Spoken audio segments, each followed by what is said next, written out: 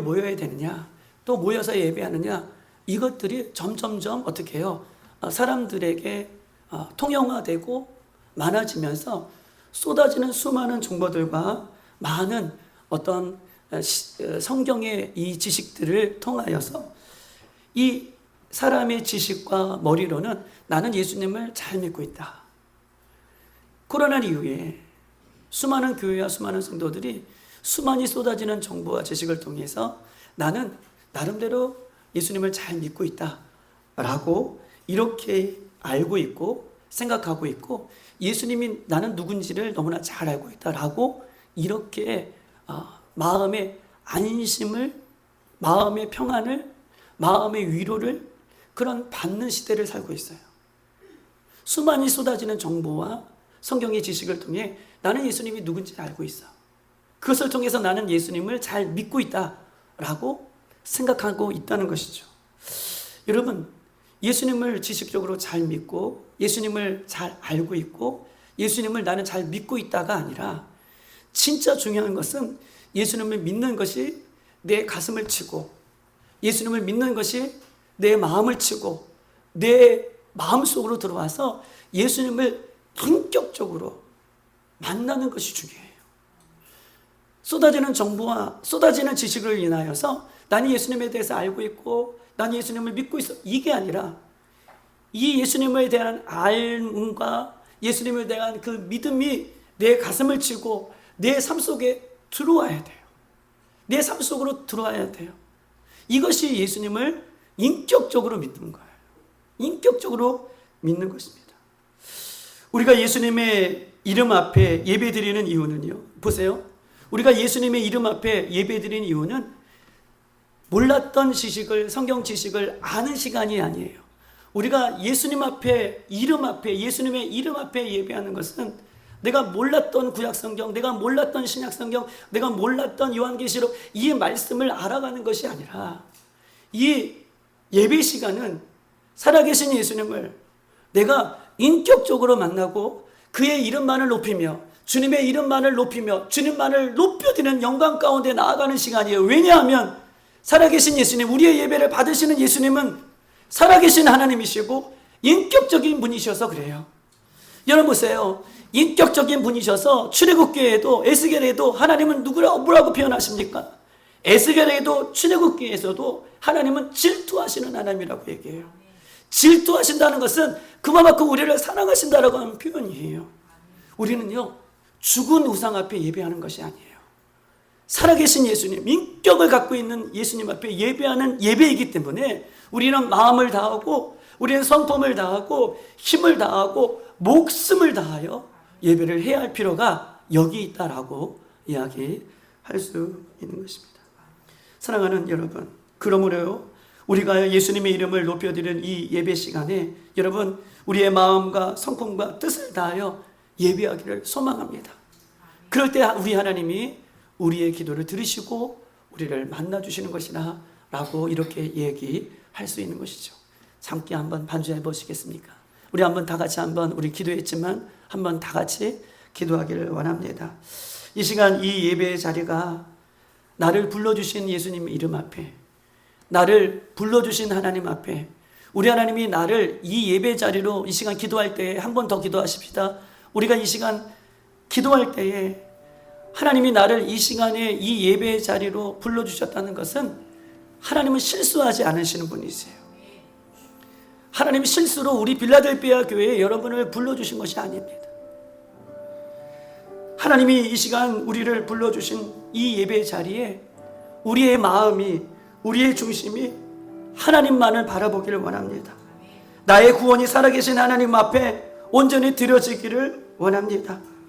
하나님, 오늘도 우리가 예배합니다. 나의 중심을 사로잡아 주시옵소서. 나의 중심이 반석이신 예수님 앞에 나아가게 하여 주시옵소서. 사람을 바라보지 않게 하시고 환경을 바라보지 않게 하시고 사건을 바라보지 않게 하시고 오직 나를 이 예배 자리로 불러주신 예수님만을 온전히 바라볼 수 있도록 인도해달라고 이 시간 다 같이 한번 기도하겠습니다. 살아계신 하나님, 감사와 영광과 찬양과 존귀를 올려드립니다. 예수님, 코로나 이후에 우리는 수많은 쏟아지는 정보 속에서 하나님 아버지 성경의 지식을 알고 수많은 정보를 알면 그것이 내가 하나님 나의 믿음이 된 것처럼 우리가 하나님 아버지 착각하고 있을 때가 있습니다. 그러나 하나님 아버지, 하나님이 원하시는 것은 수많은 정보와 성경의 지식을 아는 것이 아니라 하나님을 인격적으로, 예수님을 인격적으로 만나는 그 예배 가운데 우리를 불러주시고 이곳에서 우리를 만나주기를 원하십니다. 주님, 잠잠히 하나님만을 바라보기를 원합니다. 하나님을 의지하기를 원합니다. 예수님만을 바라보기를 원합니다. 우리의 중심의 예배를 받아주시고 우리의 중심의 예배 가운데 주님 임재하여 주셔서 주님만을 인격적으로 만나며 살아계신 예수님을 인격적으로 만나고 돌아가는 귀한 예배의 시간이 되어줄 수 있도록 우리의 중심을 들어주시기 간절히 원합니다. 주여 하나님, 우리 예배가 살아야겠습니다. 우리 예배가 살아야겠습니다. 우리의 하나님 아버지 마음으로 드려지는 예배가 하나님 앞에 드려지기를 원합니다. 상대되어지기를 원합니다. 우리 하나님 아버지 높아졌던 마음을 하나님 낮춰주시고 주의 말씀이 들려지게 하여 주시고 우리를 하나님 아버지 인도하여 주실 때 온전히 순복하며 따라가는 귀한 성도들이 되어줄 수 있도록 인도하여 주시옵소서. 살아계신 예수님 찬양합니다. 기억하여 주시옵소서. 오 주님, 붙잡아 주시기 간절히 원합니다. 아버지, 하여 주시옵소서. 살아계신 예수님 붙잡아 주시옵소서. 오 예수님 감사합니다. 주시옵소서. 오 주님, 살아계신 예수님, 우리가 예수님을 아는 것에 그치지 않게 하여 주시옵소서. 오늘 하나님, 오늘 역대하의 말씀을 통하여 우리에게 예배하기를 원하시고 우리 예배를 하나님 기뻐 받아주시는 예수님 앞에 잠잠히 우리의 중심을 들여 예배하기를 원합니다. 주여, 중심을 잃은 예배 내려놓게 하시고 중심을 잃은 찬양 내려놓게 하시고 중심을 잃은 기도 내려놓게 하여 주셔서 오직 예수님만을 바라보는 살아있는 예배 하다가 살아있는 예배 주님 앞에 드리다가 그 살아계신 예수님을 공중에서 모두 만나볼 수 있도록 인도하여 주시옵소서. 감사와 영광을 올려드리며 살아계신 예수님의 이름으로 기도드리옵나이다. 아멘. 오늘 이 역대하 이 12장에 있는 말씀은 여러분 보십시다. 역대하 상하의 기록자, 저자는 누구일까요? 역대하 상하를 기록한 사람이 누구일까요? 역대하 상하를 기록한 사람은 에스라예요. 에스라. 우리가 잘 알고 있는 여러분 에스라입니다. 여러분, 에스라는요, 바벨론 포로가 이스라엘 백성들 가운데 있을 때에 바벨론 포로 가운데 끌려갔다가 여러분, 바벨론이 페르시아가 이 바벨론을 페르시아가 이제 무찌르고 이 바벨론이라는 나라가 멸망받을 영원히 영원할 것 같은 로마처럼 영원할 것 같은 그 바벨론이 멸망을 당하고 페르시아의 고레스가 왕이 되었고 이 고레스가 우리 주전 538년에 1차로 이스라엘 백성들을 70년이 다 찬 이후에 1차로 이스라엘 백성들을 예루살렘으로 돌려보내죠. 할렐루야. 아멘이십니까? 538년에 1차로 이 고레스의 이 페르시아의 고레스 왕이 1차로 돌려보내요. 그리고 2차로 돌려보낼 때까지 여러분 2차는 얼마의 기간이 있었을까요? 1차 돌려보내고 그 다음 주에 2차로 보낼까요? 아니면 몇 년 이후에 2차로 보냈을까요? 2차 포로가 몇 년 이후에 이루어집니까? 2차가 몇 년 이후에 이루어지죠? 2차는요, 우리가 1차는 몇 년 만에 바벨론이 멸망하고 몇 년 만에 들어오죠? 70년 만에 들어와요. 70년이 얼마나 긴 세월이에요. 그런데 2차는 주전 우리가 잘 알고 있는 것처럼 458년, 즉 80년 만에. 1차가 70년 만에 이루어지고 2차는 큰 망국 몇 년 만에 또 혹은 몇 년 안에 2차 포로가 돌아온 것이 아니라 몇 년 만에요? 80년 만에. 아유죠. 80년이 찬 이후에 그때 2차로 돌아온 사람 중에 한 사람이 오늘 본문의 저자인 에스라가 이때 2차 포로 귀환을 통해서 여러분 돌아오게 됩니다. 그런데 보세요. 에스라는요, 1차의 때도 2차의 때도 긴 세월 동안 바벨론과 페르시아와 여러 가지 이방 나라 속에서 하나님을 믿는 하나님의 백성들이 이방 땅에서 그 긴 세월 동안 왜 포로로 이렇게 살아갈 수밖에 없을까? 왜 원인이 무엇이 되었을까? 하나님의 심판을 받아서 왜 긴 세월 동안 자신의 나라도 아니고 이방 땅에 가서 포로로 그렇게 살아갈 수밖에 없을까에 대한 부분들을 하나님 앞에 묻고 하나님 앞에 기도했고 하나님 앞에 묻고 나아갔던 그 사람 중에 한 사람이 오늘 본문의 에스라예요. 에스라는 두 가지 결론을 얻어요. 이스라엘 백성들, 하나님의 백성들이 이방 땅에 하나님의 심판을 받아 이방 땅에 긴 세월 동안 이렇게 포로가 되어 살았던 원인 두 가지는, 하나는 하나님의 말씀을 잃어버렸기 때문이다. 토라, 말씀, 하나님의 토라, 말씀을 잃어버렸기 때문이다. 두 번째는 하나님의 성전을 온전히 잃어버렸기 때문이다. 물론 성전이 있죠. 예루살렘 성전의 껍데기는 있어요. 그런데 성전 안에서 뭐예요? 이스라엘 백성들이 거기에 우상을 숭배하고 거기서 어떻게 해요? 형식적으로 예배하는 성전을 잃어버렸던 그 모습. 첫 번째는 하나님의 말씀을 잃어버렸고, 두 번째 하나님의 성전을 잃어버렸어요. 그리고 이 에스라가 돌아와서 오늘 역대하, 오늘 12장 계속해서 말씀하시는 건, 에스라가 하나님의 말씀을 선포하는 것은 우리가 뭘 회복해야 된다? 하나님의 말씀을 회복해야 되고, 또 두 번째 하나님의 성전을 회복해야 된다. 하나님의 말씀이 회복되어지고 하나님의 성전이 회복되면 어떤 일이 일어나고, 하나님의 말씀을 잃어버리고 하나님의 성전을 잃어버리면 어떤 일이 있는지, 어떤 결과가 있는지에 대한 부분들을 이 이스라엘 백성들에게 깨우쳐 주기 위하여 하나님은 에스라를 통하여 지금 이스라엘 백성들에게 말씀하고 있는 거예요. 말씀을 잃어버렸고 성전을 잃어버렸다. 그리고 말씀을 회복하고 성전을 회복하면 어떤 일이 일어나고, 말씀을 잃어버리고 성전을 잃어버리면 어떤 결과들이 오는지를 오늘 에스라는 지금 이스라엘 백성들에게 이야기하고 있는 것입니다. 여러분, 이 에스라가 말씀과 성전을 잃어버렸다는 것을 알고 하나의 방안책을 고려해요. 방안책, 어떤 방안책을 고려하냐면 이스라엘 곳곳에 뭘 세우냐면 회당을 세워요. 또한 이 바벨론, 또 페르시아, 이 떨어져 있는 이스라엘 백성들이 포로로 살고 있는 곳곳에서 할 수만 있다면 힘이 닿는 동안, 힘이 닿을 때까지 지나도록 뭘 세우냐면 회당, 이방 땅에서도 회당을 세워요. 여러분, 회당은 어떤 곳입니까? 시나고그. 회당은요, 하나님의 말씀을 선포하는 곳이고 하나님의 말씀을 가르치는 교육기관이에요. 우리가 고양시나 또 용인시나 가면 우리 향교라고 있죠. 향교. 여러분, 향교라고 들어보셨어요? 우리나라에도 향교가 있죠. 우리나라 지방에 곳곳에 가면 향교가 있어요. 향교는 무엇입니까? 지방 학교지요. 지방 거기에서 과거를 준비했던 사람들이 과거하는 날 과거를 준비했다가 어디로 올라가요? 그 한양으로 올라가서 과거 급제에 도전할 수 있는 곳곳에 향교를 만들었던 것처럼 이 이스라엘 백성들도 에스라 시대에 이스라엘 백성들이, 누구의 백성들이? 하나님의 백성들이 하나님의 말씀을 잊어버리고 성전을 잃어버리고 사는 그 사람들에게 어떻게 하면 하나님의 말씀과 성전을 회복할 수 있을까라고 해서 곳곳에서 이 회당, 시나고그를 세워서 말씀을, 성전을 회복하는 운동을 계속해서 벌입니다. 이 시나고그가 나중에는 성전 문화가 되어요.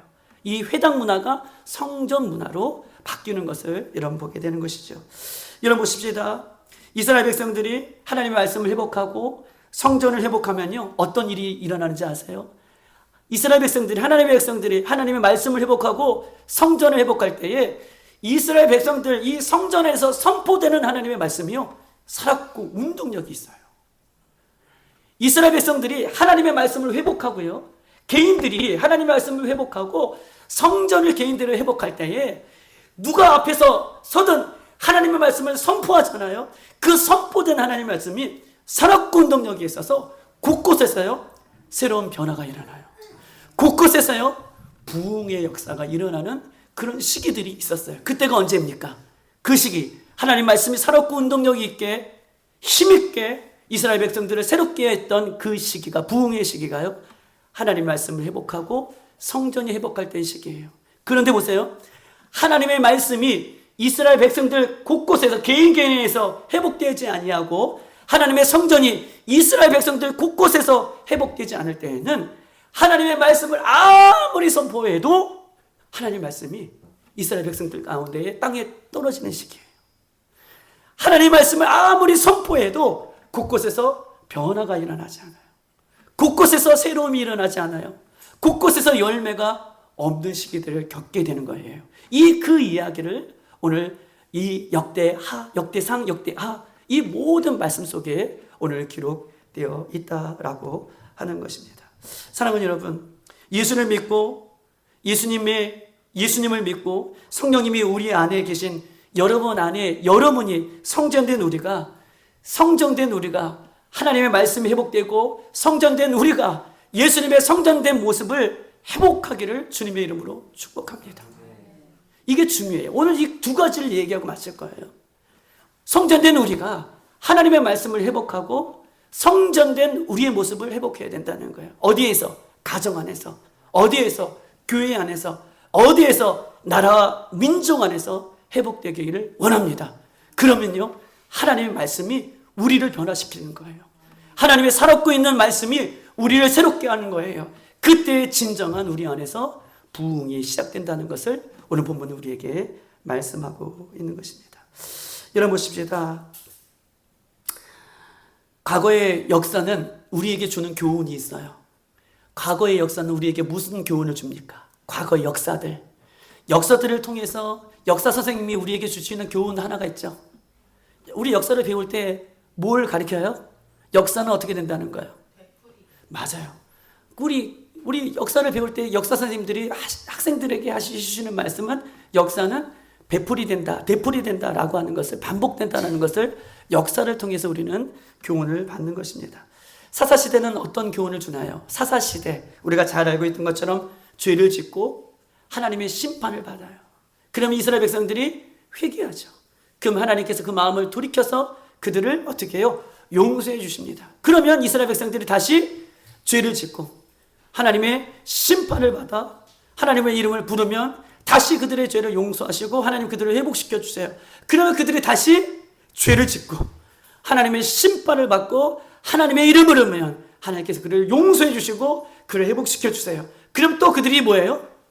죄를 지어요. 이게 이 이스라엘 사사시대 역사를 통해서 우리에게 주는 하나의 사이클이고 교훈이라고 얘기할 수 있는 것입니다. 여러분, 우리가 예배 시간에 우리나라를 위해서 기도했겠지만, 여러분, 저는 94년도에 군대 갔다 왔어요. 94년도에 어떤 일이 벌어졌습니까? 94년도에 김일성이 죽었어요. 94년도에 제가 8월 2일 군번이에요. 8월 2일에 군대에 갔어요. 근데 김일성이 죽은 날이 7월 중순이에요. 몇 주, 한 2, 3주 안에 김일성이 먼저 죽었고, 제가 2, 3주 이후에 군대를 갔어요. 그때에 군대를 94년도 갔더니, 그때 김일성이, 여러분, 우리가 김일성이 죽을 줄 알았어요. 김일성은 불로장생하는 사람인 줄 알고 우리 생각했잖아요. 근데 김일성이 죽고 나니 군대를 딱 갔더니 그 군대 선임병들이 저에게 뭐라고 했냐면, 야, 너 못했다 라고 얘기하면서 이제 곧 뭐가 일어난다는 거예요? 전쟁이 일어난다는 거예요. 근데 그때 그 얘기를 하시는 그 사람들이 말년 병장들이 자기는 곧 전역할 때인데 너 이제 전쟁 이제 치를 준비해라 라고 이렇게 저에게 얘기해줬던 그 얘기가 아직도 귀담아 여러분 제 마음속에 있습니다. 여러분 96년도에 어떤 일이 벌어졌습니까? 제가 8월 3일 날인가 며칠 날 전역을 했어요. 근데 96년도 그 해 94년도 말고 2년 이후에 96년도에 강원도에 잠수함이 걸려서 뭐예요? 무장공비들이 태백 그쪽으로 막 강릉 이쪽으로 올라가서 어떻게 해요? 서로 교전했던 거. 와, 그때 난리 아니었을까요? 그때 진짜 총싸움이 이루어졌잖아요. 96년도에. 또 어떤 일이 벌어졌습니까? 2002년도에는 월드컵 당시에 어떤 일이 벌어졌어요? 월드컵을 막 하고 있는데 서해에서는 백령도 그쪽에서는 뭐가 일어났죠? 참수리고 서해 교전이 일어났죠. 그래서 우리나라 병사가 죽고 더 이후에는 우리 천안함도 어떻게 해요? 북침에 의해서 어떻게 해요? 이 함몰되는 그런 실제적인 역사. 제가 중국에 있을 때는 연평도에 폭격이 일어나서 나라가 위태위태했던 그 시기들을 우리가 볼 수 있었습니다. 여러분 보십시다. 목함지뢰를 통해서 박근혜 대통령 때인가요? 목함지뢰를 통해서 사과 안 하면 어떻게 해요? 가만 안 두겠다라고 서로 대치해서 휴전선에서는 진짜 총알이 한두 발씩 왔다 갔다 하고, 이게 남의 이입니까? 그 확성기를 대놓고 쏘겠다라고 하는 일촉즉발까지 상황이 갔던 시기들을 우리가 몇 년 전에 상황이었어요. 여러분, 지금 경제가 어떻습니까? 지금 경제는요, 최우방 국가인 미국과의 관세가 불발되었습니다. 여러분, 또 어떻습니까? 지금은 어떻습니까? 외교 입장에서는요, 미국, 일본, 유럽 자유 나라에 대한 이 협조와 공조를 이룰 시기에 우리가요, 미국, 일본, 유럽 이 자유 진영과 엇박자를 내는 그런 시기들을 지금 보내고 있습니다. 대한민국은요, 기득권 세력들이 미국에 대한 적개심을 드러내고 오히려 공산 세력에 편입하는 그런 모습들을 보게 되죠. 여러분 보세요.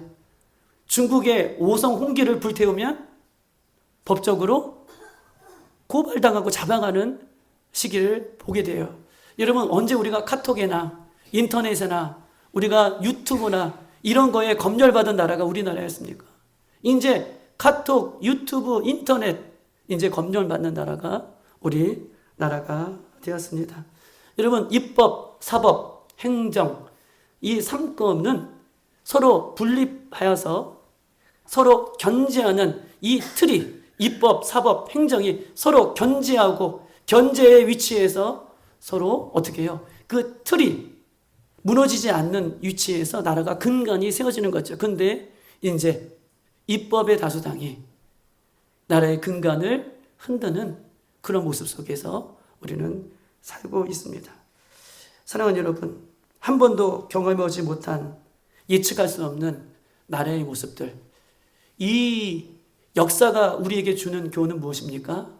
나라가 힘을 잃을 때에, 나라가 견고하게 서 있지 못할 때에 역사가 주는 교훈은 반드시 이런 어려움들이 우리에게도 올 수 있다라고 하는 교훈을 이 역사는 반복해서 우리들에게 보여주고 있는 것입니다. 사랑하는 대한민국이 견고하게 서기를 원합니다. 사랑하는 대한민국이 견고하게 설 수 있는 이유는, 설 수 있는 원인은 하나님의 말씀이 회복되어야 되고 하나님의 성전이 우리 안에서 회복되어야 돼요. 이 대한민국 안에서 하나님의 말씀이, 하나님의 성전이 회복되기 이전에 교회인 우리가 이 대한민국 안에서, 우리의 교회 안에서 예수님을 믿고 성령님이 함께하는 성전된 우리가 하나님의 말씀이 우리 안에서 회복되어지고 하나님의 성전이 우리 안에서 온전히 회복되어질 때에 이 땅에 교회가 든든히 설 수 있고 이 땅에 대한민국이 온전히 설 수 있다는 것을 여러분이 말씀드리는 거예요. 왜냐하면 역사는 반복되기 때문에 그렇습니다. 할렐루야. 이런 모습으로 오늘 이 에스라는 지금 이스라엘 백성들에게 하나님의 말씀을 선포하고 있는 것이고, 더 나아가 이스라엘 전체의 나라에 대해서 이런 말씀을 지금 하나님 말씀을 선포하고 있는 것입니다. 사랑하는 여러분, 지금은요 어떤 때입니까? 지금은요 하나님의 말씀이, 하나님의 몸된 교회와 예배가요 이 하나님의 백성들에게 온전히 회복되지 못하는 시대를 살고 있어요. 하나님의 백성들이 하나님의 말씀을, 하나님의 성전을, 예배를 온전히 회복하지 못하는 시대를 우리가 살고 있는 것입니다. 어떻게 그렇게 얘기할 수 있을까요? 여러분 보세요. 하나님의 말씀과 하나님의 교회와 이 예배가요 동사무소의 직원의 말보다, 죄송하지만 학교의 선생님의 말보다, 학원의 선생님의 말보다, 공공기관, 청와대, 용산의 브리핑보다 더 못한 시대를 살고 있어요. 하나님의 말씀을 존귀하게 여기지 아니하고 하나님의 성전, 하나님께서, 예수님께서 핏값으로 세우신 하나님의 성전, 하나님의 예배, 이 예배를 어떻게 해요? 우리가 귀하게 존중되게 여기지 아니하는 시대를 살고 있기 때문에 그렇다라고 이야기할 수 있어요. 우리 빌라델피아의 모든 성도들은 하나님의 말씀을 하나님의 말씀으로 하나님의 몸된 교회를, 성전을 성령답게 온전히 회복해 나갈 수 있는 우리들이 되시기를 주님의 이름으로 축복합니다. 여러분, 오늘 그 얘기를 하는데 오늘 12장 1절 한번 읽어볼까요? 1절 다 같이 한번 읽어보겠습니다. 1절이에요. 시작. 르호보암의 나라가 견고하고 세력이 강하여짐에 그의 여호와의 율법을 버리니 온 이스라엘이 본받은지라 라고 얘기하고 있습니다. 여러분, 남쪽 유다의 왕은요, 사울, 그 다음에 다윗, 솔로몬의 이어서 다윗과 솔로몬의 이어서 솔로몬의 아들 누가 지금 나라를 견고하게 세웠어요? 르호보암이라는 사람이 남쪽 유다의 솔로몬의 뒤를 이어 나라를 견고하게 세웠다라고 얘기하고 있습니다. 남쪽은 르호보암이고 북쪽은 누구죠? 여로보암이 북쪽의 왕으로 10개의 지파를 가지고 나라를 지금 세우고 있는 때예요. 그런데 하나님의 은혜 가운데에 다윗 왕을 이어 그 솔로몬 왕을 이어 르호보암이 남쪽 유다의 왕으로 지금 등극하여 나라를 다스리는데 은혜 가운데 나라가 어떻게 되어 있어요? 견고하고 그의 세력들이 어떻게요? 강하여지고 있다라고 이렇게 평가하고 있는 것입니다. 여러분 보십시다. 르호보암의 나라는 견고했지만 영적으로 보면 반대로 어떤 시대예요? 오늘 본문에 보면 강하여졌지만 그가 여호와의 뭘 버려요? 율법을 버리지라. 외적으로는 나라가 강하여지고 외적으로는 부강해졌어요. 다윗 왕에 이어 솔로몬 왕에 이어 그 자녀 세대의 왕이 이 부강한 나라를 이어받았어요. 그리고 부강한 그 나라 가운데에 부강한 그 나라를 잘 유지하고 있지만 영적으로 보면 하나님의 율법을 누가 버려요? 그가 버렸다. 영적으로 보면 하나님의 율법을, 하나님의 말씀을 무시하고 살아가는 시대를 살고 있다라고 이야기하고 있는 것입니다. 여러분, 우리가 신약성경에 요한계시록 3장에 보면 라오디아 교회가 있습니다. 여러분, 라오디아 교회는 하나님으로부터 책망만 받은 교회죠. 어떤 책망을 받았습니까? 3장 15절에 보면 내가 내 행위를 아노니 내가 차지도 않고 뜨겁지도 않다.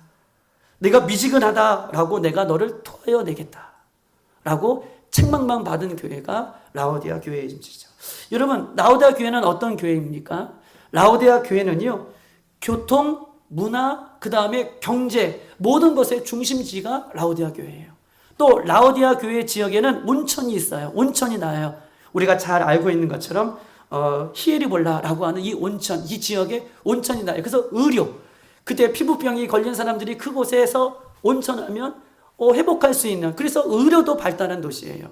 그리고 14km 떨어진 곳에, 이 라오디아 교회 14km 떨어진 곳에 골로세라는 항구가 있어요. 그러니까 항구, 온천, 교통의 중심지, 모든 것이 다 완벽하게 갖춰진 나라가 누구예요? 갖춰진 지역이 이 라오디아 교회의 지역이에요. 그런데 예수님께서 너희들 외적으로 모든 것을 다 의료, 무역, 항구, 경제, 모든 것이 다 갖춰져 있지만 예수님께서 바라보실 때 너희 교회는 차지도 않고 뜨겁지도 않고 어정쩡한 미지근한 영적인 교회구나 라고 오직 책망만 교회가 받은 교회가 이 라오디아 교회라 라고 이야기를 하고 있는 것입니다. 사랑하는 여러분 보십시다. 하나님의 일하시는 방식이 중요해요. 하나님은 어떻게 일하십니까? 하나님의 일하시는 방식은요, 인간적으로 보세요. 이것도 아니고 인간적으로 저것도 아니고 또 차지도 않고 뜨겁지도 않은 그 시간에 하나님은요, 우리를 포기하지 않고 일하십니다. 하나님은요, 정오에 뜨겁게 타오르는 이 12시, 가장 활발하게 타오르는 이 뜨거운 태양 12시에 일하지 않으시고 하나님은 날이 저물어가는 그때 일하세요. 하나님은 언제 일하십니까? 하나님은 내 양손에 무겁게 무엇이 다 들려질 때에 하나님 그때 일하지 아니하시고 하나님은요, 내 손에 아무것도 없이 내 손이 빈손이 되었을 그때에 하나님 그때 일하시는 분이 하나님의 방식이에요. 하나님 그때 일하십니다. 하나님 언제 일하세요? 하나님은요, 뜨겁지도 않고 차지도 않고 어정쩡한 그때에, 내가 아무것도 할 수 없는 그때에 하나님이 일하세요. 하나님은 언제 일하십니까? 하나님은 가장 뜨거운 12시에 일하시는 분이 아니라 날이 다 저물어갈 때에, 희망이 없이 보일 때에 그때 일하시는 분이 하나님이세요. 하나님은 언제 일하십니까? 하나님은요, 내 손에 내가 무엇인가를 쥐고 있을 때 하나님 일하시지 아니하고 내 손을 펴 나는 아무것도 할 수 없습니다라고 고백하는 그 순간 하나님은 오늘도 우리를 향해 일하시는 분이 하나님의 일하시는 분이신 것이죠. 사랑하는 여러분 보십시다. 우리나라는 어떻습니까? 우리나라 60년대, 70년대, 80년대 초반까지 우리나라는 6.25를 거치면서 아무것도 할 수 없는 나라였어요. 그런데 이때에 하나님의 은혜 가운데에 60년대, 80년대, 70년대 거치면서 우리나라는 이때 가장 힘 있는 나라가 여러분 되었습니다. 여러분 IMF를 이때에 거치면서 우리는 한 번에 IMF를 통과한 나라고 아시안게임과 올림픽을 치렀던 이 나라가 언제입니까? 가장 힘들고 어려울 때 그때 하나님의 은혜 가운데 우리나라가 일어났고 회복이 된 것입니다. 여러분 보십시다. 청년들은 어떻습니까? 가장 어렵고 힘들 때에 60년대, 70년대, 80년대를 보내면서 이때 청년들이 어떻게 헌신합니까? 내가 열방과 세계와 민족을 향해서 청년들이 이때에 내가 선교사로 나가겠습니다 라고 헌신하여서 여러분 이때의 청년들이 지금 세계 곳곳에 선교사로 나가 세계의 두 번째로 선교사들을 보내는 그런 시기가 언제 때였어요? 우리가 가장 힘들고 어렵고 못 살고 가장 어려울 그때에 하나님의 은혜 가운데 이 나라 민족이 다시 부흥했고 이 나라 민족의 젊은이들이 깨어 일어날 때가 그때였습니다. 지금은 어떻습니까? 지금은 잘 먹고 잘 사는 시대가 되었죠. 지금 너무 행복한 시대를 살고 있습니다. 지금은요, 이것도 아니고 저것도 아닌 시대를 살고 있는 것 같아요. 너무 행복하고 잘 살았는데 사람들이, 성도들이 이것도 아니고 저것도 아닌 시대를 우리가 살고 있어요. 여러분 보십시다. 성도들이 교회 안에서 오직 예수님만 바라보는 것이 아니라 잘 먹고 잘 사니 문제가 없으니 오직 예수님만 바라보는 것이 아니라 세상을 향해 나가는 시대를 살고 있습니다. 청년들은 어떻습니까? 그 60년대, 70년대, 80년대는 청년들이 오직 예수님만의 이름을 부르며 예수님의 위해서 내가 내 한평생을 살겠다라고 하는 청년들이 이제는 잘 먹고 잘 사니 오직 자기의 욕심을 채우는 일에 최선을 다하여 사는 시대를 살고 있습니다.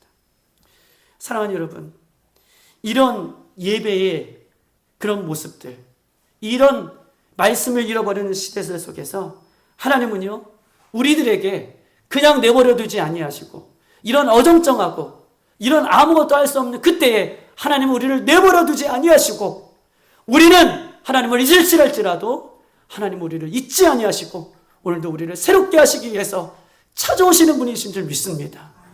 이 예배가 그런 예배라는 거예요.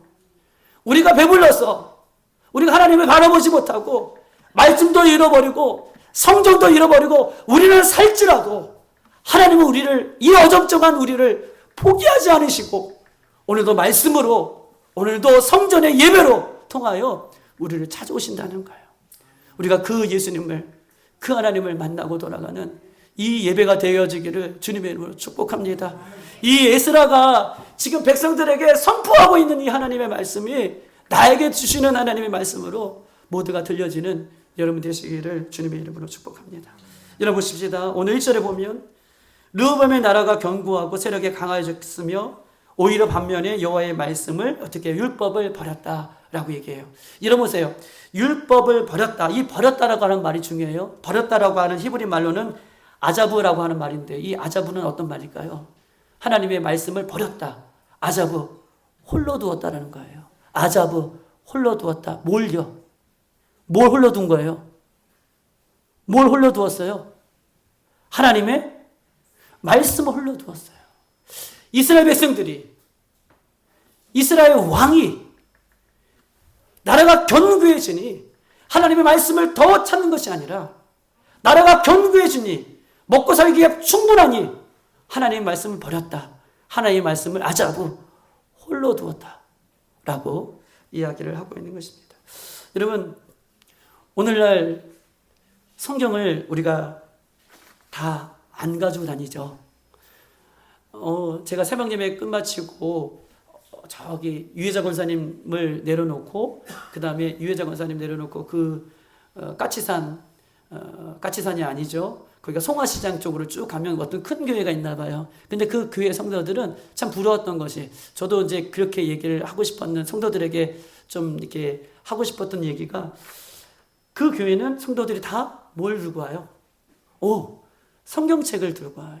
뭐 권사님들, 장로님들, 뭐 젊은 분들이, 뭐 집사님들 상관없이 성경책을 늘 이렇게 끼고 있는 모습들이 굉장히 목사로서 부럽더라고요. 물론 가방을 들고 계시는 분도 있으시지만 가방이 없으신 분들은 옆에 껴요. 근데 오늘날은 어때요? 오늘날 성도들은 다 뭐가 있어요? 휴대폰이 있어요. 이 무거운 성경 안 갖고 다니려고 하죠. 근데 보십시다. 옛날에는 어떤 성도들이 있었냐면 후딱 성도들이 있었어요. 어떤 성도들이요? 후딱 성도들. 이런 후딱 성도들이 뭘까요? 후딱 성도들. 후딱 성도들. 버렸다. 말씀을 홀로 두었다. 이 말하고 같다 그랬죠.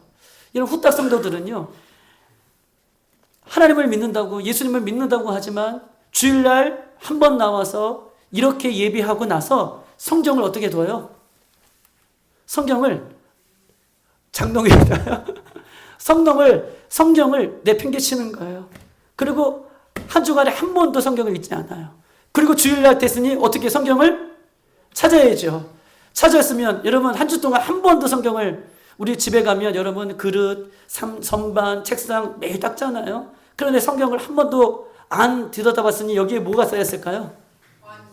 먼지가 쌓였어요. 그럼 어떻게 해야 돼요? 먼지를 어떻게 해야 돼요?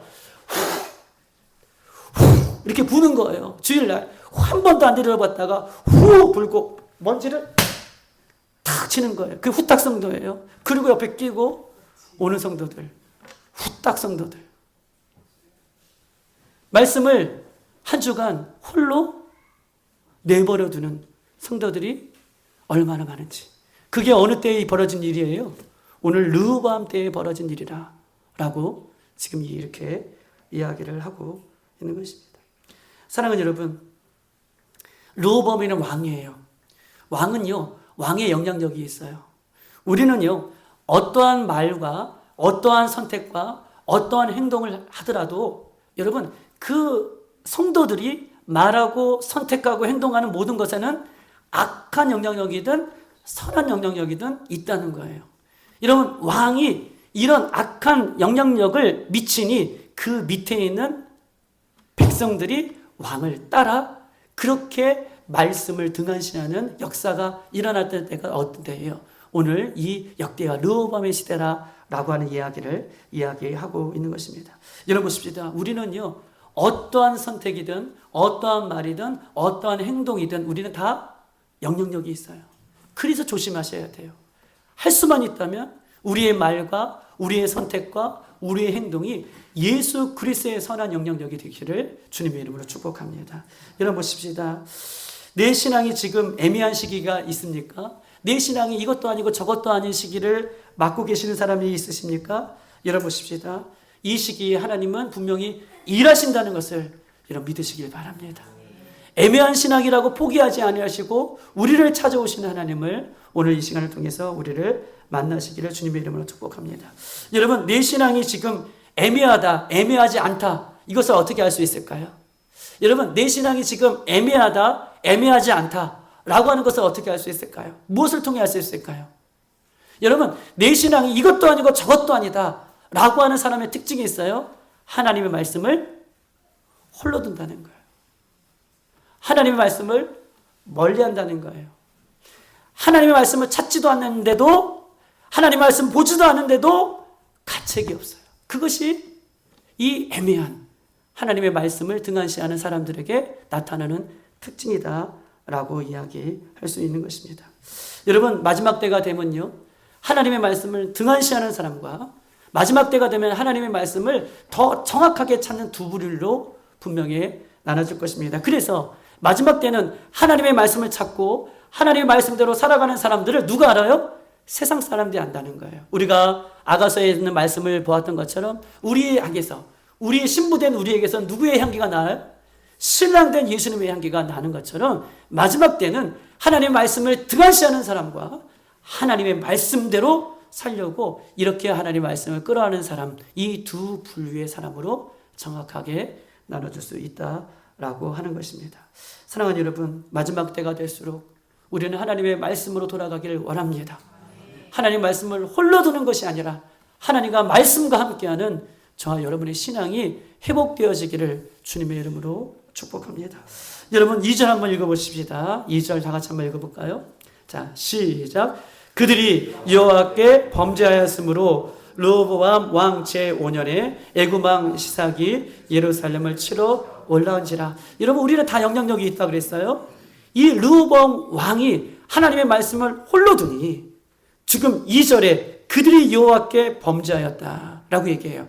여러분 그들이 누굽니까? 이스라엘 백성들이 얘기해요. 여호와의 말씀을 홀로 두니 이스라엘 백성들 누구에게 범죄하는가요? 하나님 앞에 범죄하였다라고 이야기를 하고 있습니다. 그리고 이 범죄한 결과가 애굽의 시삭이라는 왕이 이스라엘 백성들을 쳐들어왔다. 전쟁이 일어났다라고 이야기하는 얘기로 여러분 귀결되고 있는 거예요. 여러분 보십시다. 자 보세요. 하나님의 말씀을 등한시하니 2절 그들이 여호와께 뭐예요? 범죄하여. 여호와께 범죄하니 그 결과로 뭐가 일어나요? 지금 전쟁이 일어났다. 이것을 역사적으로 지금 반복해서 이스라엘 백성들 가운데 우리의 가운데에도 보여주고 있는 거예요. 여러분 그들이 범죄하였다. 이 범죄하였다라고 하는 말이 중요해요. 이 범죄하였다는 말을 히브리 말로 이렇게 써 있어요. 마할이라고 하는 말인데 이 범죄하였다는 것은 여러분 불성실하였다라고 하는 거예요. 범죄하였다 뭐예요? 불성실하다. 범죄하였다 뭐라고요? 불성실하다. 누구에게요? 그렇죠. 하나님에게요. 그들이 하나님 앞에 불성실하였다. 언제요? 하나님의 말씀을 등한시할 때 그들이 하나님을 불성실하게 되었다라고 이야기를 하고 있는 것입니다. 여러분 하나님의 말씀 또 하나님의 성전 예배를 등한시하면 나타나는 특징이 있어요. 누구를 불성실하게 여겨요? 하나님을 불성실하게 여겨요. 얼마나 두렵습니까? 우리가요 하나님의 말씀을 가까이 하지 않고 하나님의 성전 예배를 가까이 하지 않으면 그 사람에게 나타나는 특징이 있어요. 살아계신 하나님을 불성실하게 대하는 모습이 나타나게 되어 있어요. 여러분 이것을 꼭 기억하셔야 돼요. 우리가 하나님의 말씀을 등한시하면 하나님의 성전 예배를 등한시하면 나타나는 특징이 있는데 하나님을 불성실하게 대하는 모습으로 나타난다라고 이야기할 수 있는 것입니다. 여러분 하나님께 불성실하니 예배, 기도, 찬양, 헌신 이것을 중요하게 생각하지 않는가? 하나님 앞에 예배하고 하나님 앞에 기도하고 하나님 앞에 찬양하고 하나님 앞에 나오는 것을 여러분 불성실하게 생각한다는 거예요. 여러분 건강보다 또 직장보다 학교보다 병원보다 인간관계보다 물질보다 명예보다 여러분 하나님을 불성실하게 대하는 거예요. 미꾸라지가 여러분 보세요. 미꾸라지 아시죠? 미꾸라지는 작은 틈만 있으면 그 틈으로 비집고 들어가죠. 여러분 우리 안에요 하나님과 멀어지는 틈이 생기면 그 틈을 어떻게 해서든 메꿔서 하나님 앞에 성실한 모습으로 죽도록 충성하는 서머나교회처럼 그렇게 죽도록 충성하며 그 틈을 메꿔서 하나님 앞에 나가야 되는데 하나님의 말씀을 멀리하고 하나님의 성전을 멀리하고 하나님의 예배를 멀리하니 나타나는 특징이 하나님을 불성실하게 대하는 거예요. 무엇보다 아이고 나 오늘 몸이 아파서 또 내가 오늘 학교에 일이 있어서 직장에 일이 있어서 내가 오늘 공부해야 돼서 오늘 아이들 때문에 누구 때문에 이 틈만 있으면 이 틈을 비집고 들어간다는 거예요. 살아계신 하나님을 믿는다고 하면서 물론 이것들이 중요하지 않다고 생각하는 것이 아니라 어떻게 해서든 이 틈을 메꿔서 내가 하나님 앞에 성실한 모습으로 나아가는 그런 분들이 계신가 하면에 어떻게 해서든 이 틈이 벌어지면 이 틈바구니를 더 열어서 하나님 앞에 불성실한 모습으로 나아가는 사람들이 이 지금 르호보암 시대에 있었다라고 하는 얘기를 하는 거예요. 이스라엘 백성들이 어떻게 해요? 여호와께 범죄하였다. 여호와께 불성실하게 되었다. 이유가 뭐예요? 하나님 말씀, 성전을 멀리하였고 하나님 말씀을 등한시했기 때문에 그 틈이 점점 벌어지게 되었다라고 이야기를 하고 있는 것입니다. 사랑하는 여러분, 우리가 아무리 세상에 지식이 많고 세상에 능력이 많다 할지라도, 여러분 많은 것을 가져갈다 할지라도 하나님의 말씀을 멀리하면 그 사람은요 아무것도 아닙니다. 비록 세상의 것이 없을지라도 하나님의 말씀을 가까이 하는 사람, 그 사람은 하나님이 인정해 주시는 사람이에요. 여러분, 저는요 신앙생활 하면서 우리 교회, 예전의 교회에 글을 못 읽는 분들이 계셨어요. 글을 못 읽는, 예전에 그런 분들이 계셨잖아요. 글 못 읽는 분들이. 그런데 글 못 읽는 분들이 하나님의 말씀을 전해 주실 때에 그 말로 우리를 건면해 주실 때 그 말씀이 얼마나 힘있고 얼마나 능력인지 몰라요. 어떻게 저런 말씀을 해주실까? 어떻게 저런 말씀을 아실까? 글도 못 읽으심인데 왜요? 하나님이 그와 함께 하시기 때문에 그래요. 하나님의 말씀을 홀로 두면 아무리 세상의 것이 많이 있을지라도 결국은 하나님을 불성실하게 되는 그런 모습으로 이스라엘 백성들이 오늘 그렇게 서 있음을 성경은 우리에게 이야기하고 있는 것입니다. 여러분, 우리가 잘 알고 있는 D.L. 무디. 여러분, D.L. 무디는 D.L. 무디예요. 종교개혁자. D.L. 무디는요 초등학교만 나왔어요. 초등학교만 졸업했어요. D.L. 무디라는 사람. 여러분 보십시다. 그가요 프린스턴 대학, 예일 대학, 어떤 대학이에요? 미국의 명문 대학이죠. 미국의 명문 대학에서 그가요 초등학교만 나온 이 D.L. 무디라는 사람이 하나님의 말씀을 전해요. 근데 프린스턴 대학, 예일 대학의 의과대 학생들이 이 무디의 선포하는 그 하나님의 말씀을 듣고요 어떻게 해요? 자신의 인생을 하나님께 걸어요. 그리고 졸업한 이후에 다 의료 선교사로 하나님 앞에 헌신하며 나가요. 누구의 말을 들을 때요?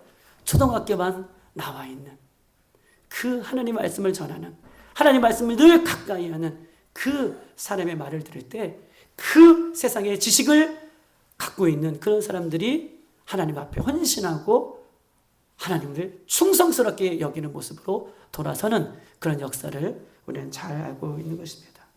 하나님은 하나님의 말씀을 가까이 하는 한 사람을 통하여 오늘 교회를, 오늘 가정을, 이 나라의 민족을 새롭게 하실 줄 믿습니다. 그 한 사람이 우리 주일학교에 우리 학생들이 되었으면 좋겠고, 그 한 사람이 우리 청소년들이 되었으면 좋겠고, 그 한 사람이 우리 청년들이 되었으면 좋겠고, 그 한 사람이 아유 나는 나이 많어, 아니에요, 여러분이 되었으면 좋겠습니다. 그 한 사람, 말씀을 가까이 하는 사람, 그 한 사람이 여러분이 되시기를 주님의 이름으로 축복합니다. 사랑하는 여러분 보십시다. 하나님의 말씀에 불성실하니 그 결과로 뭐가 일어났다고요? 전쟁이 일어났다고 오늘 본문은 이 역사 속에서 이야기를 하고 있어요. 여러분 보세요. 4절 다 같이 한번 읽어보십시다. 4절 다 같이 시작. 시삭이 유다의 견고한 성읍을 빼앗고 예루살렘 성에 이르렀다라고 얘기하고 있습니다. 2절에 보면 이제 전쟁이 일어나요. 하나님을 등한시하고 하나님 앞에 불성실하고 하나님 말씀 가운데 성전을 회복하지 못한 이스라엘 백성들에게 3절 병거가요 몇 명이에요? 1200대요. 마병이 뭐예요? 600마리. 여러분 여기서 마병이라는 것은 뭘까요? 마병이라는 것은 말에 갑옷을 씌운 사람, 갑옷을 씌운 거 있잖아요. 말에 갑옷을 씌운 거. 말에 갑옷을 씌운 이 마병들이 6만이나 되었다라고 얘기하고 있어요. 그러면서 뭐라고 얘기했냐면 그와 함께 온 백성들이 그냥 애굽의 왕만, 마병과 병거만 가지고 온 것이 아니라 이 전쟁을 일으키는데, 전쟁이 어떻게 일으켰냐면 애굽의 왕이 온 백성들과 함께 리비아, 그 다음에 숫과 구스의 사람과 헤아릴 수 없게 많이 왔더라. 애굽의 왕이 이 말씀을 등한시하고 성전을 등한시하고 하나님 앞에 불성실한 이스라엘 백성들에게 어떻게 해요? 이 전쟁을 일으켜서 오는데 그냥 그 애굽 사람들만 온 것이 아니라 리비아, 쑥, 그 다음에 아라비아, 그 에티오피아의 모든 구스의 사람, 이 사람들까지도 함께 하더라라고 이야기를 지금 하고 있는 거예요. 여러분 보세요. 수많은 사람이 전쟁을 일으켰어요. 누구를 치기 위해서요? 이스라엘 백성들을 치기 위해서. 이스라엘 백성들은요, 연합군 앞에서 지금 풍전등화해요. 결국 우리가 4절 읽었지만 시삭이 유다의 견고한 성읍들을 빼앗았더라. 여러분 보세요. 우리도 뭐 수원성, 뭐 남한산성, 무슨 성 있잖아요. 견고한 이 수도 서울을 지키기 위해서 우리 곳곳에 세운 성들이 있잖아요. 근데 이스라엘 백성들은 예루살렘 성전을 지키기 위해서, 예루살렘 성전을 지키기 위해서 성읍들이 156개나 만들었어요. 그 당시에 156개의 성읍들이 있었는데 이 156개의 성읍들을 다 연합군들이, 애굽의 시삭이, 병거와 마병과 이 모든 것을 대동해서 어떻게 해요? 다 무너뜨렸어요. 그리고 어디까지 오냐 하면 마지막 보리로 남아있는 것이 어디예요? 예루살렘 성읍만 남았더라라고 이야기하고 있는 것입니다. 5절 다 같이 한번 읽어볼까요? 시작. 그때에 유다 백성이 시삭의 일로 예루살렘에 모였는지라 선지자 스마야가 르호보암과 방백들에게 나와 이르되 여호와께서 이같이 말씀하시기를 너희가 나를 버렸으므로 나도 너희를 버려 시삭의 손에 넘겼다 하였다 한지라 라고 얘기하고 있습니다. 여러분 보십니다. 이제 예루살렘 하나만 남았어요. 예루살렘 모든 성읍들이 다 무너졌고 예루살렘 한 성읍만 남았습니다. 그래서 그때에 르호보암이 방백들과, 여기서 방백들은 누구예요? 지도자를 얘기해요. 지도자들과 모든 사람들을 지금 모이게 했어요. 그리고 그 모인 자리에 누가요? 오늘 선지자 한 명이 등장하죠. 스마야라는 선지자가 하나님의 말씀을 다시 한번 이 말씀을 선포하게 되는 역사적인 배경을 지금 갖고 있는 것입니다. 여러분, 르호보암이, 왕이 지금 지도자들을 다 모아놓고 하나님의 말씀을 지금 스마야 선지자를 통해서 듣고 있습니다. 스마야가 하나님의 말씀을 전하죠. 너희들이 하나님의 말씀을 버렸다. 너희들이 하나님의 말씀을 버렸다. 그리고 하나님이 너희를 버리셨다.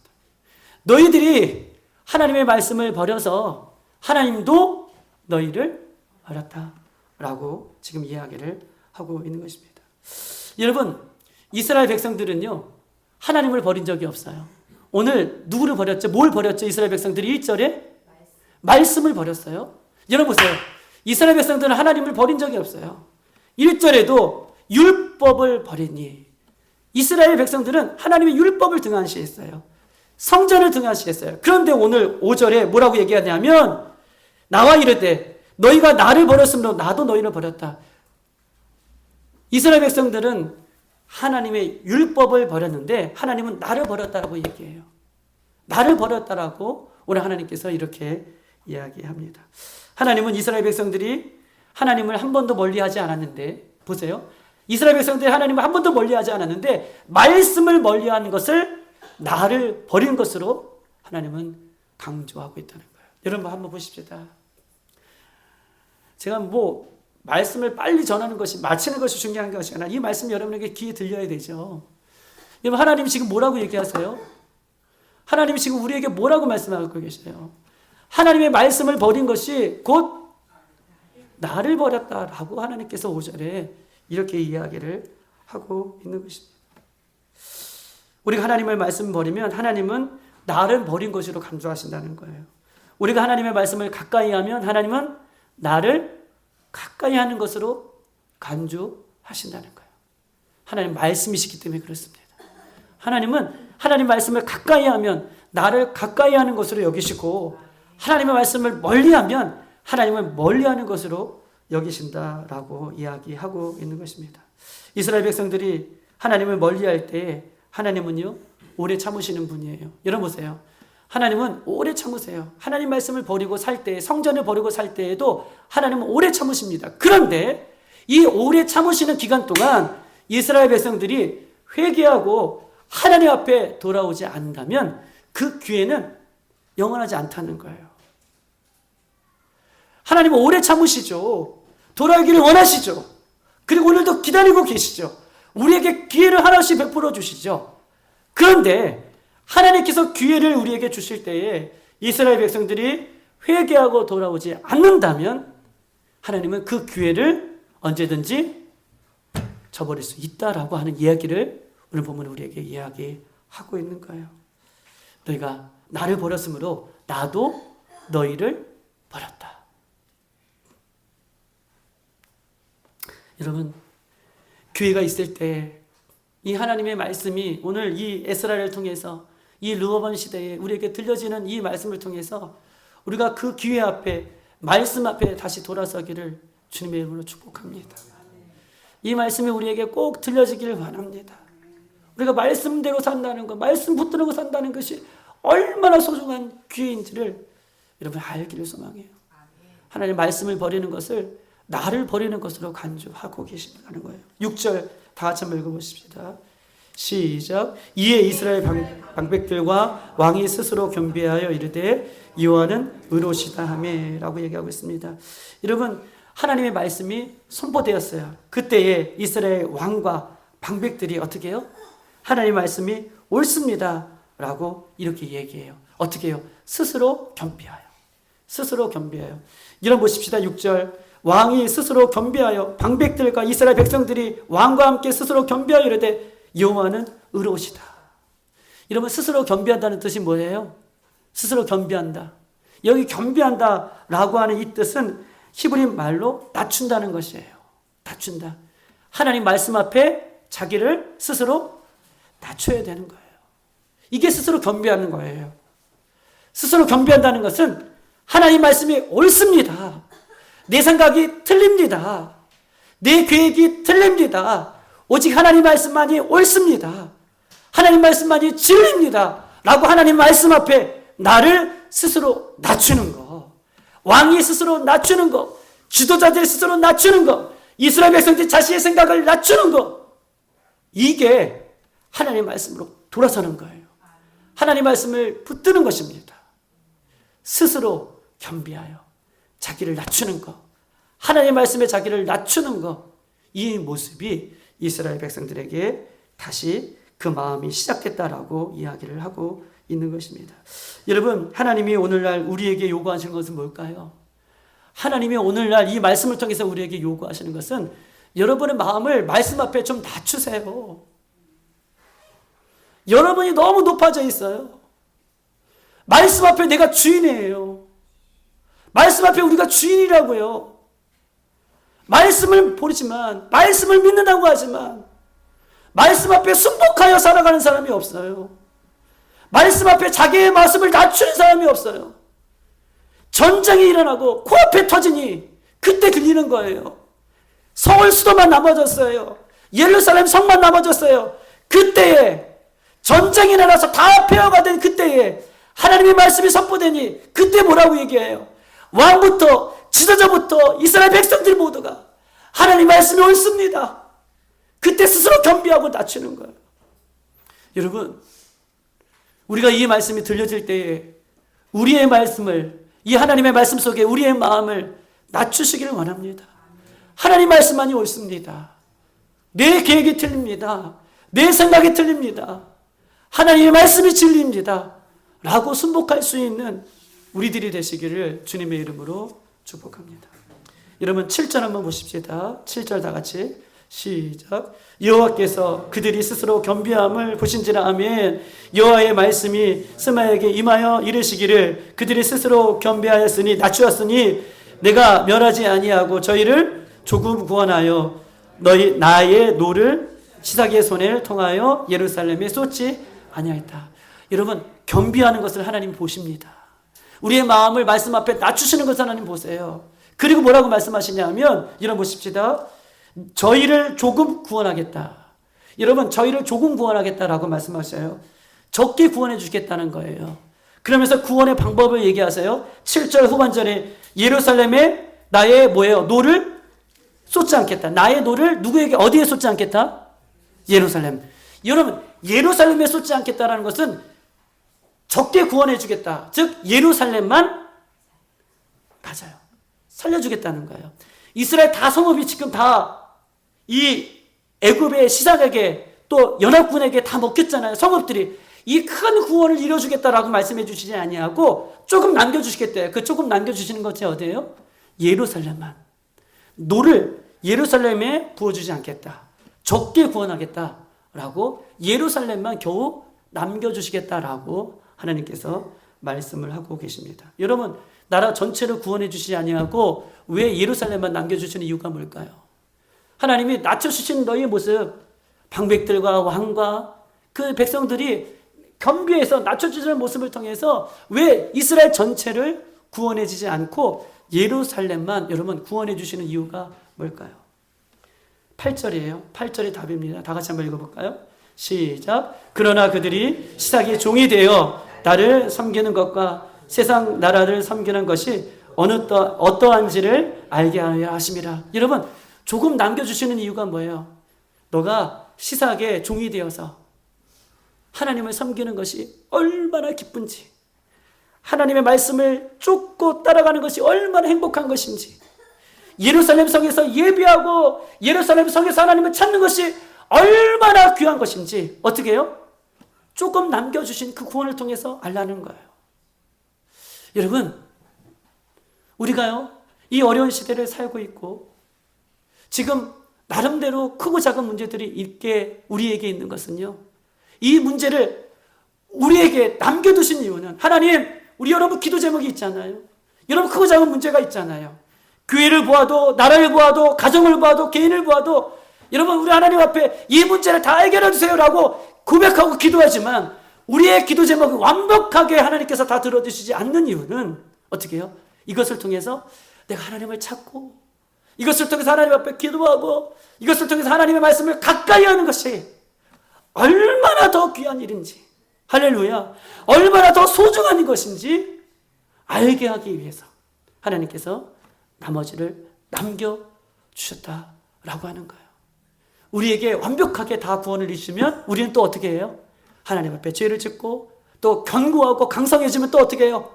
하나님 말씀을 홀로 두고 또 죄악 가운데 살아가는 그 모습들을 반복하지 않기 위해서 우리에게 어려움을 남겨주시는 거예요. 이스라엘 백성들을 다 구원해 주신 것이 아니라 예루살렘만 구원해 주셨다라고 오늘 본문은 우리에게 말씀하고 있는 것입니다. 사랑하는 여러분, 우리들의 문제를 완벽하고 또 완벽하게 하나님께서 들어주지 않는 이유는 이 애매한 고난의 시간을 통하여서 하나님이 어떤 분이신지, 이 애매한 시간을 통해서 하나님 나라가 얼마나 소중한지, 이 애매한 시간을 통해서 우리가 드려지는 예배가 얼마나 귀한 것인지 여러분에게 알게 하시기 위해서 여러분 안에 크고 작은 문제들을 남겨주신 것입니다. 이때 빨리 회개하고 하나님의 말씀으로 돌아서기를 원합니다.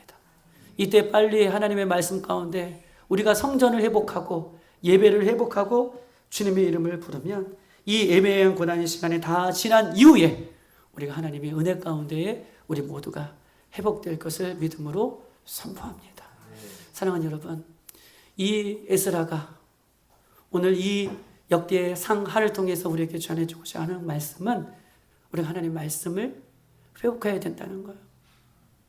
우리가 하나님의 성전을 회복해야 된다는 거예요.